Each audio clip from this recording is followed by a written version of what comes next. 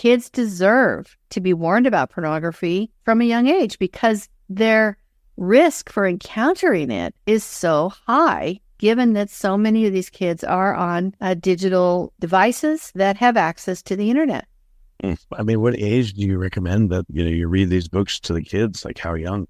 So my first book was written for kids ages 7 to 11. And it's a read aloud book, and it goes through a conversation, models a conversation between, parents and their child, goes through talking about addiction and how the brain becomes addicted. And it gives kids a definition that's age appropriate, a warning so they understand why it's harmful for them to look at this stuff, and then a plan so they know exactly what to do. So definition, a warning, and a plan. And then I had parents coming to me saying, do you have a book for like preschoolers? And I just remember the first time I was speaking to a group of parents, and after my presentation, a mom came up to me and said, hey, do you think you have something for like 3-year-olds? I'm like, what? It felt like she punched me in the gut. I was just shocked. But then I looked around and I saw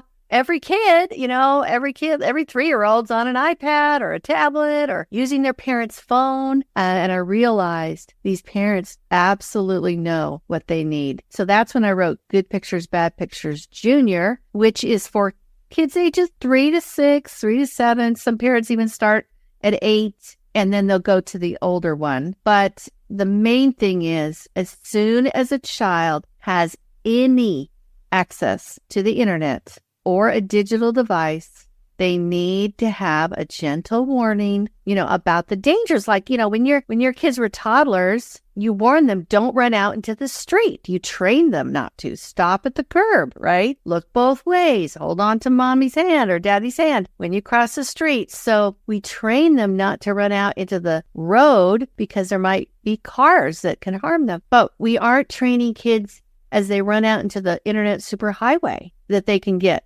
hurt by not only predators, but by pornography. Can you tell if a child's, looking at it? Like, are there any indicators in their behavior that are tells? For some, there are, but it is easy to hide. So I'll tell you a story. When I was writing this book, when I was writing Good Pictures, Bad Pictures, I just had this thought. I should go next door to my neighbor who had 3 sons and just tell her about my project.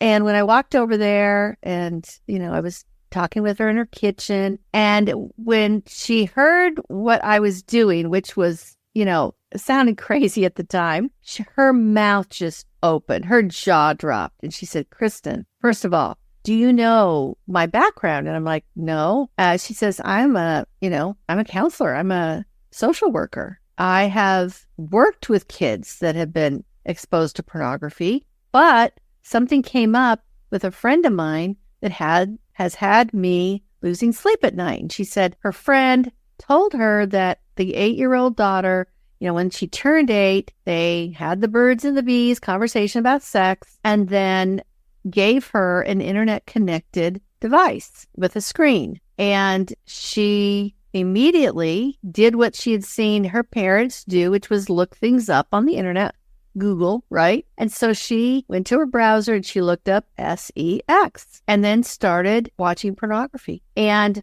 they noticed this difference. Now, this is years ago. This is over 10 years ago, okay? And unfortunately, it's only gotten worse. So she has, although there are some tools, so there's hope, but her personality changed. She used to be this vivacious, happy kid, social butterfly, whatever. She became very reclusive. All she wanted to do was go into her bedroom after school, because then that's where she was looking at pornography. And, she just became more dark and depressed and just, when her mother finally found out what she was doing and saw the horrific material that she was looking at, they got her to a counselor. And that counselor started, a process of helping that child understand, the harm of the material that she was watching.